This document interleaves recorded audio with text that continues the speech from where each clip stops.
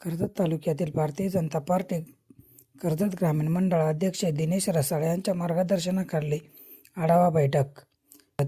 यांनी उद्धव बाळासाहेब ठाकरे गट पक्षप्रवेश केल्यानंतर हे पद रिक्त झाले होते. बऱ्याचशा प्रतीक्षेनंतर दिनेश रसाळ यांनी विचारविनिमय करून तसेच निलेश पिंपळकर यांना भारतीय जनता पार्टीमध्ये कर्जत ग्रामीण मंडळ यासाठी योग्य अशी संघटना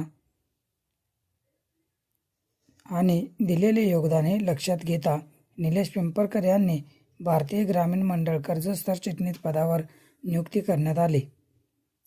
जिल्हा परिषद आणि पंचायत समिती निवडणुकीच्या व्यवस्थित चर्चेसंदर्भात भाजप कर्जत ग्रामीण मंडळ आढावा बैठक घेण्यात आली. कार्यालय कशाळे येथे पार पडले. या बैठकीमध्ये इच्छुक उमेदवारांनी उपस्थित राहून आपली नावे नोंद करण्यात आली. तसेच कर्जत ग्रामीण मंडळ कार्यकर्ते जो निर्णय घेतील या निर्णयासोबत कर्जत ग्रामीण मंडळ आपली दिशा ठरवणार असे दिनेश रसाळ यांनी यावेळी बोलण्यात आले.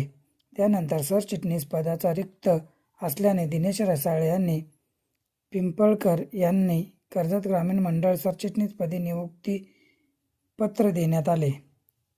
तसेच महानगरपालिका निकाल लागल्यानंतर निकालाचे भारतीय जनता पार्टी अपेक्षित असलेले निर्णय लागून 27 नगरपालिकांवरती महायुती सत्तेचा झेंडा फडकणार या घवघवीत यशाबद्दल आनंद व्यक्त करत फटाके फोडण्यात कार्यकर्ते पुढे आनंद उत्साह साजरा करण्यात आला.